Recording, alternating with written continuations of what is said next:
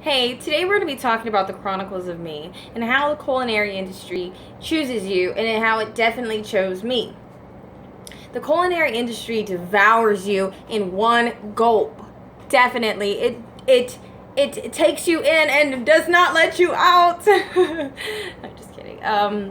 Yeah, so I know me being in the culinary industry and a lot of other cooks and chefs all think the same. You always have your family talking to you, like you're never here for the holidays, you're never here for any events that they do, just anything, no days off basically. You're always at work and your mind is always on work also.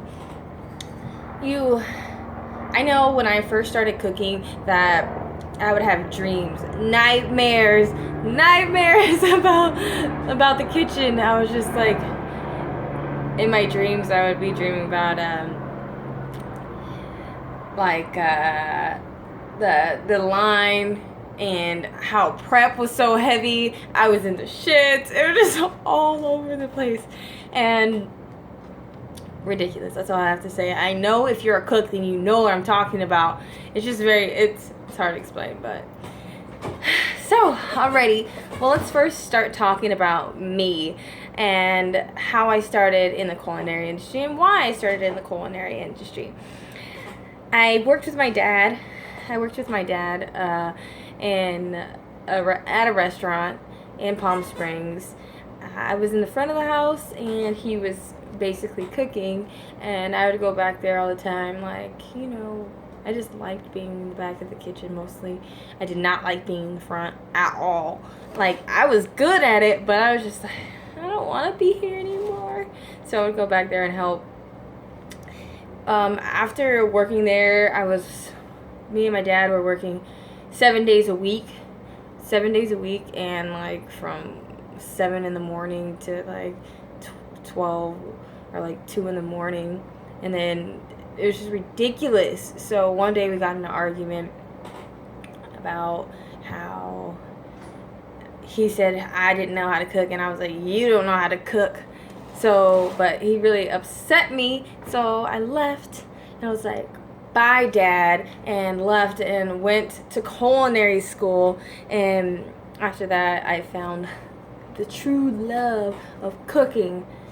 No, I'm just kidding. It really didn't help me at all, but I got into a really good restaurant. Yeah, thumbs up, yeah. I started working at a restaurant in Hollywood. I started as a prep cook, and then I moved from a prep cook to garde manger. Yeah, garde manger. And then I went to pastries, and then I went back to garde manger, and then I skipped fry station and went to grill station because I already knew fry, and then I went to saute. And then the restaurant closed down. Only because the front of the house did not know how to manage. I really loved the food there. Whew! The food was so good. You don't even know. So delicious. Got me really into different things and trying new things. Because when I would eat, I wouldn't really eat. I would just be like I was just so picky all the time. And it's never good to be picky. I just like mix all my food up together now and then just eat it, and it's like so good. It's like like a little party in my mouth. Yeah. So I went from there. I did that.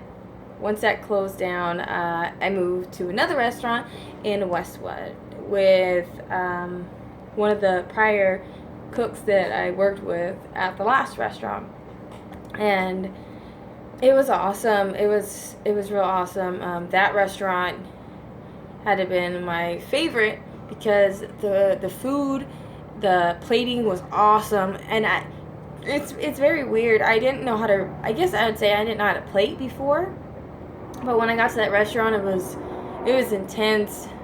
It was very intense, and the chef was very hard on me, and just like any other chefs are hard on you. And yeah, it was very hard. it was an open kitchen, and my chef would yell at me. He would yell at everybody, but I was on the meat station, and he would yell at me. And this one time, I was like, fucked. I was so fucked, and I don't know why. Maybe I was being a little bitch. I don't know. And I started crying on the station, and my sous chef was right behind me, and she was like, "Are you crying?" I was like, "Just leave me alone right now." And I was just cooking. I was like, "Just keep plating. Just keep plating."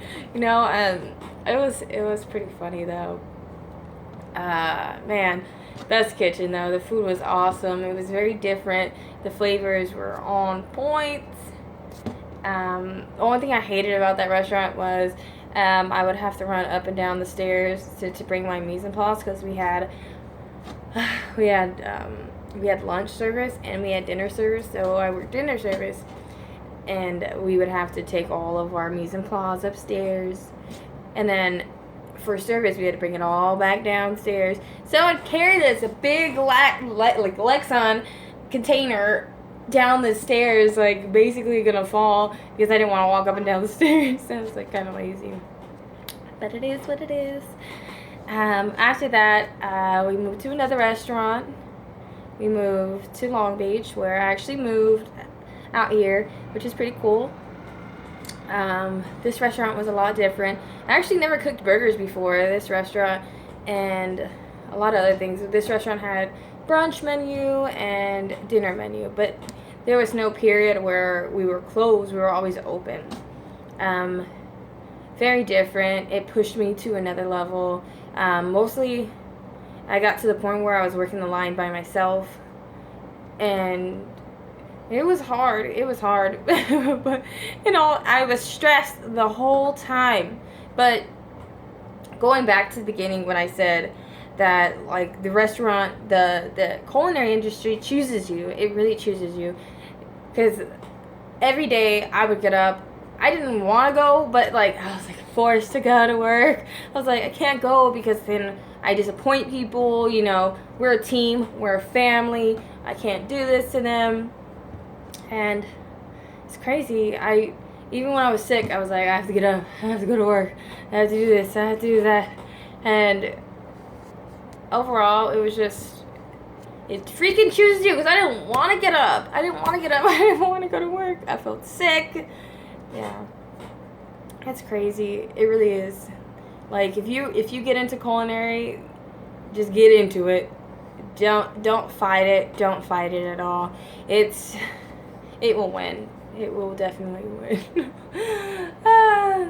But it's crazy, because I thought I had to work in kitchens to be in culinary, and now I left that restaurant and decided to do something else. So I am like into like private events. I do like meal planning and just other creative things I can do from home, where I can create my own schedule and all that.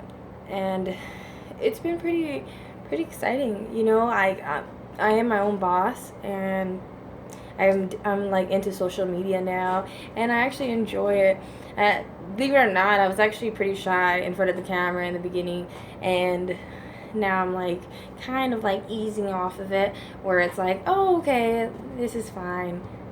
Yeah, I'm still kind of shy still, but hey, hope you guys work with me a little bit. And but yeah, it's being in the culinary industry and just like having that family to back you up the whole time, always having your back. It's pretty awesome. And it's weird. Another thing is, you know, just being a female in the kitchen has been pretty cool. Just because I didn't realize that there's not that many females out there in kitchens, even though people always say females belong in the kitchen, you know, this and that. They need to be at home watching the kids, cooking dinner, you know. But the males in the kitchen always are like, I'm not gonna listen to her, da da da da. And I'm like, you better shut your ass up and get to work. So, you know, it's different in the kitchen for a female. You have to be really strong and don't let anybody push you around. Definitely. Don't let anybody push you around. Can't do it. The